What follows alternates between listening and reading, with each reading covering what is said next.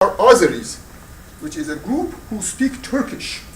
I am an Azeri Iranian, so I know two languages, Turkish and Persian. But of course, like the rest of Iranians, I identify first as an Iranian and then as an ethnic group. And you can see there are like 7% Kurds, 3% Arabs. Arabs, the same thing. Arabs live around here. When Saddam Hussein in Iraq attacked Iran in 1982 to 88, he counted on these Iranian Arabs to side with him. The Iranian Arabs, like other Iranians, said, no, we are Iranian. Yeah, we speak Arabic, but we are not going to side with an invader. Iran also has, even though 98% are Muslim, there are also other minorities, about 30,000 Jews, about 300,000 Christians, about 60,000 Zoroastrians, 300,000 Baha'is. It's a country of great ethnic diversity, and as you know, a very long history. Iran also is a country that has had two revolutions in the 20th century. The first revolution was indeed the first liberation revolution of the Middle East, called the Constitutional Revolution of 1905 to 1909. And the second one was the Islamic Revolution of 1979. So this continued after the revolution was hijacked by the clerics and a kind of a theocratic establishment curtailed the democratic will of the people. There still were elections in Iran. Iranian government, at least part of it, was democratically elected, and people loving even those limited powers participated in elections. Until in 2009, the state, the regime, the clerics flagrantly cheated in elections. And people were incensed by that, because this was really the last niche. This was the last straw. So what we call a civil rights movement started in Iran. Now, I call it civil rights movement in order to approximate it to your minds as Americans who remember the civil rights movement in the United States. Civil rights movement was ushered in by the greatest representative of civil rights movement is Martin Luther King Jr. And what was his major strategy? Non-violent resistance. What did they want? Did they want the change of American regime? Did they want any kind of radical changes? No. They just said, we just want the Constitution to apply to everybody. And they did not use violence. Iranian Green Movement of 2009 also has that in common with American civil rights movement. It does not have a military arm. It's an unarmed movement of very brave people who go on the streets and confront thugs, the riot police in civilian clothes, and get beaten, get taken to jail, and they continue. So this is the characteristic of the Iranian Green Movement that still continues. The leaders of it are now in prison, and those of us who are outside of Iran, they'll try everything to silence us. But of course, we are just a small part of this great national movement towards freedom.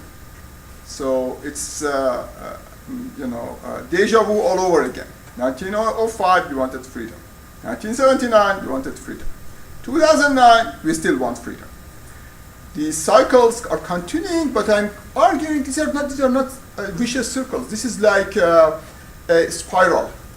We come back. It looks like we are in the same place as 30 years ago, but now we are on a higher cycle now. So we have matured, and we have learned how to deal with force by means other than force, naked force.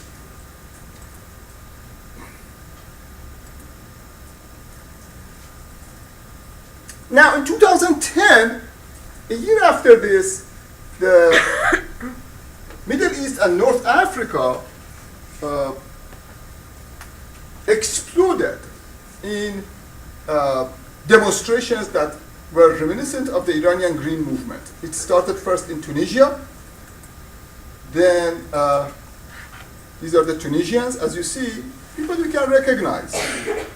These are not Islamists, these are not fanatics, these are not nationalists.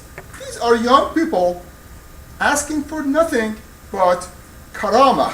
Karama is Arabic for dignity or for civil rights. They were protesting against a regime that is totally unelected, a president who has been in power for 20 years. There is nothing democratic in the country, and the country is extremely corrupted in a way that you can't even start to imagine. It's not like under the table here and there. It's systematic corruption on every level of the government. And you have a lot of educated people without jobs.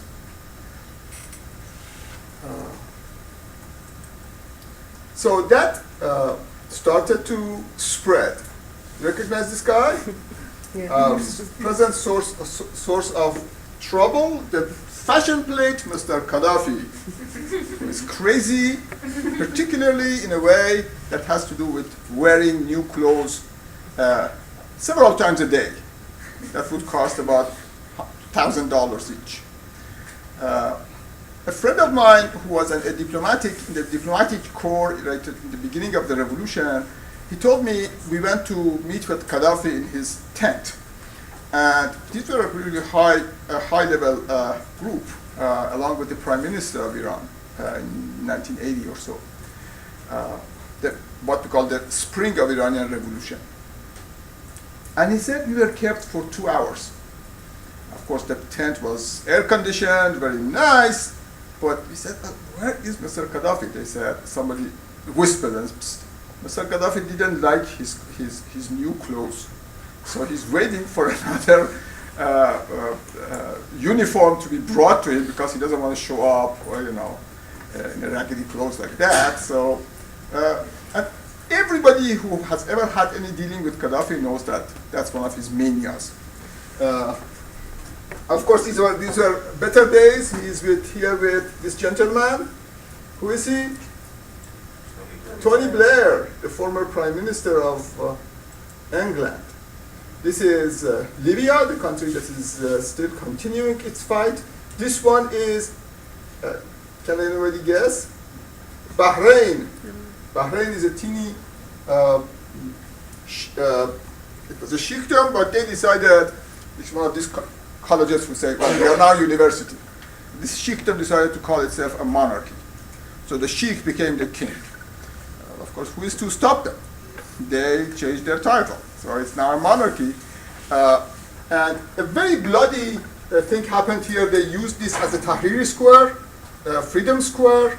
People came for freedom, for rights, and they were gunned down mercilessly by the police.